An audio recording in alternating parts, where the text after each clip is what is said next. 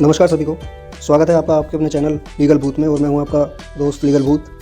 आज की इस वीडियो में हम बात करेंगे एक ऐसे मामले की जो कि दिसंबर 2022 में आया और वहां पर पति पर NDPS एक्ट भी लगाया गया। तो शुरुआती दौर में 498A लगाया जाता था। उसके बाद से 2013 में Anish Kumar versus state of Bihar वाला ऑर्डर जब माननीय सुप्रीम कोर्ट द्वारा दिया गया तो वहाँ पर ऑटोमेटिक अरेस्ट के दुरुपयोग को देखते हुए 498A के दुरुपयोग को देखते हुए माननीय सुप्रीम कोर्ट ने यहाँ पर इस जजमेंट में डायरेक्शन दिए कि इस तरह से ऑटोमेटिक अरेस्ट ना किया जाए। अब उसके बाद से महिला कानूनों का दुरुपयोग करने वाले लोगों ने अब एक नई ट्रिक निकाली। उसमें 377, 313, 377 और 376 पति और उसके परिवार पर लगाया जाना शुरू कर दिया, जिससे कि किसी भी हालत में बेल ना मिले और अरेस्टिंग के पूरे चांस बने। और ऐसा उन लोगों के द्वारा इसलिए किया जाता था कि ज़्यादा से ज़्यादा अरेस्टिंग का डर दिखाकर ज़्यादा से ज़्यादा पैसा लूटा जा सके। अब यहीं पर एक और नया मामला आया है जिसमें कि दिसंबर 2022 का ये मामला है। इसमें पत्नी के द्वारा पति पर NDPS एक्ट के तहत भी आरोप लगाए गए। NDPS एक्ट एक बहुत ही गंभीर एक्ट है और इसके अंतर्गत जल्दी से बेल नहीं मिलती है।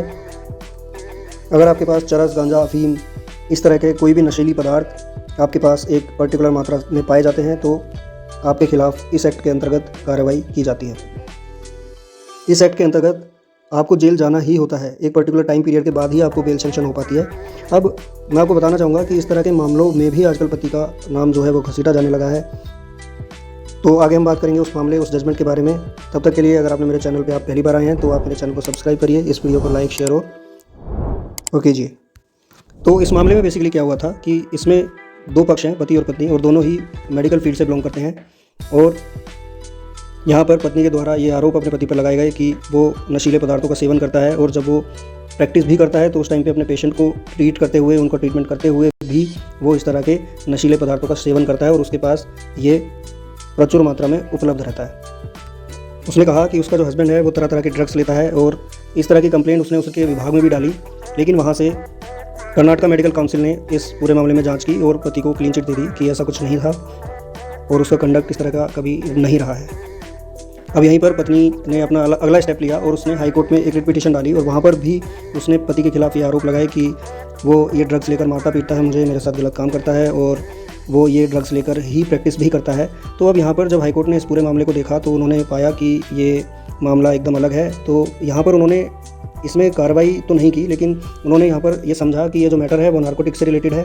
अब उन्होंने यहाँ पर नारकोटिक ब्यूरो को ये आदेश किया कि वो इस मामले में जांच करें और इन आरोपों के खिलाफ संज्ञान लें। अब हाई कोर्ट का आदेश है तो नारकोटिक डिपार्टमेंट तो इसमें अपनी जांच करेगा ही। अब यहाँ पर हैरेसमेंट हो गया पति का बेमतलब। अब क्या है, अब उसको वो कर्नाटका में प्रैक्टिस करता है, अब उसको बार बार दिल्ली आना पड़ेगा और यहाँ पर वो पूरी जांच में सहयोग करेगा। वहीं पर अगर आप एक बार ये सब के पसडे में फंस जाते हो तो बहुत सारी प्रॉब्लम्स आपको फेस करनी पड़ती हैं। जो लोग इस तरह के केसेस लड़ रहे हैं, इस तरह के झूठे केसेस को फेस कर रहे हैं, वो समझते ही होंगे कि इस तरह के केसेस को फेस करने में किस तरह से फाइनेंशियली, मेंटली आपको इश्यूज़ होते हैं और आपको वो सब फेस करने पड़ते हैं। अब इस तरह के इस मामले में मेरा ओपिनियन ये है कि यहाँ पर इस तरह के आदेश नहीं होने चाहिए पति के खिलाफ, क्योंकि ये पूर्णतः एक फैमिली मैटर है, एक वैवाहिक मुद्दा है और यहाँ पर इस तरह के पर्सनल वाद विवादों को ऐसे ना घसीटा जाए। तो अगर इस तरह के कोई आरोप आपके भी खिलाफ लगाए गए हैं तो आप कमेंट्स में हमें बता सकते हैं। और एक झूठे केस को फेस करने के लिए आपको प्रॉब्लम्स तो होती हैं, लेकिन जो केस झूठा है वो झूठा साबित होके ही रहेगा और इस लड़ाई में आप अकेले नहीं हैं।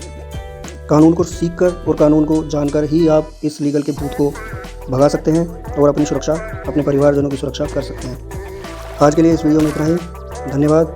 प्लीज़ चैनल को सब्सक्राइब करिए, वीडियो को लाइक एंड शेयर करिए। धन्यवाद।